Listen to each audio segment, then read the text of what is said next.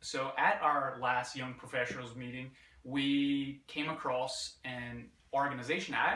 I've been seeing their name around, but I didn't know too much of the backstory, who they were, or what they were actually trying to do.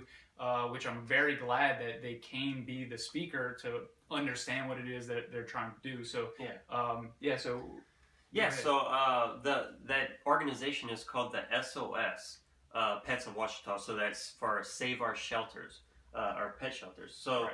pretty much they created this organization to provide fundraisers to help fund rebuild the animal shelter that they have In West Monroe. Yeah, in West Monroe. Um, and what they did when they came to speak, they kind of told us the backstory of the whole reason why they're doing it. Right. And they went over video and stuff like that, and just seeing what the shelter is like right now. I want to say it's like 70 years old or something. So the shelter. Okay, so there's an animal shelter, dog cat shelter in West Monroe. It's 70 years old, like you said. It's 70-year-old building, and it's essentially just it's falling apart. Again, it's a 70-year-old building, but the construction of it wasn't that great. So like it wasn't designed well enough to maintain it. Correct. So the struggle of maintaining it because it was not designed well put a big stress on this building, and it's just completely crap. It needs to be either torn down or completely renovated. So, they had people that came here, saw this as a problem, and was like, man, how can we fix this? Well, they pretty much determined that you might not be able to fix it, but we could build new facilities around it and maybe reutilize the current building for something else.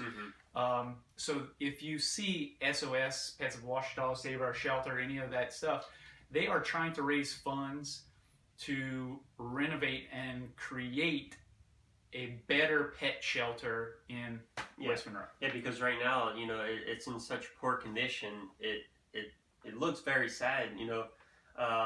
If you're wanting to go adopt a pet and you see this place, you might be driven away from it.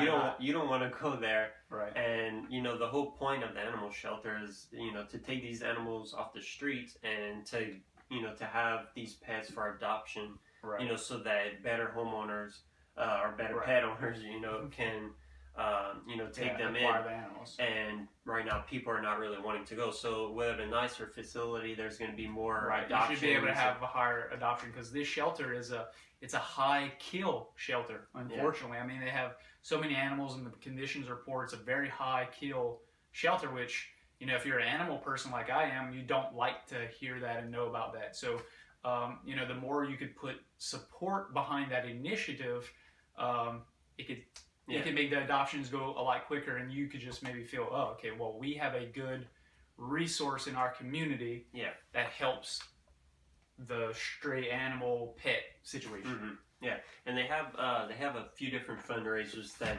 that they're doing.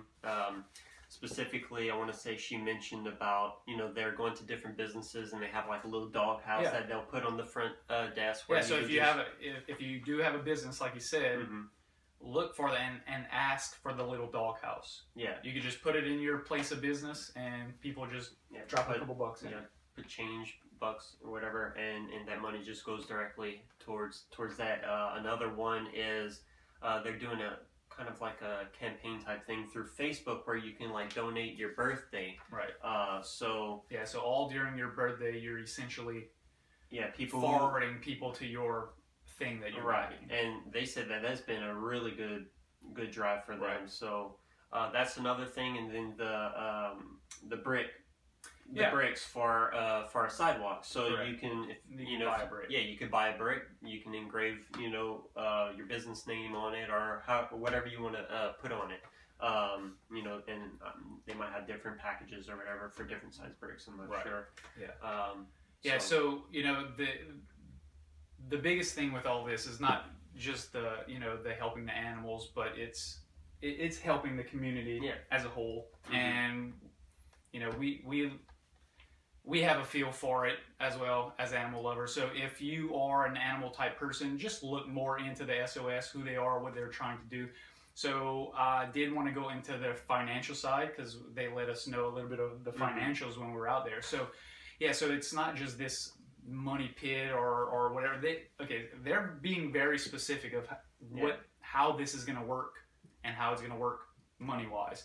So they are building in 3 phases. One's to build a new building, one's to basically renovate the old building, and then the 3rd phase is to build some extra fencing around. Their entire project is going to cost a little over $800,000. Yeah. So if we round that up to 900,000, if this organization could round up to 900,000, that would be great. Right. The organization is 100% volunteer ran. So no cost goes to administration. Right. So that, I mean, that's usually the big question when you're donating to someone. Well, how much is administration cost? How many dollars are actually going to help is sometimes an issue with people donating.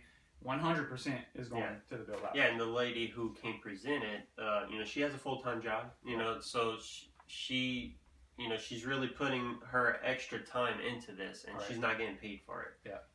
It's really, just to get this project done. Yeah. So they have raised, I think it was a little over 200,000, if I remember. I want to say it was a decent amount. Yeah, they raised about $200,000 already, and they're trying to get to 800,000 for the entire project. So the more we share this, it might sound like a big number, but every little bit from every, many people greatly helps. Yeah, so for sure. Go check them out, and we hope you donate. Yeah, definitely.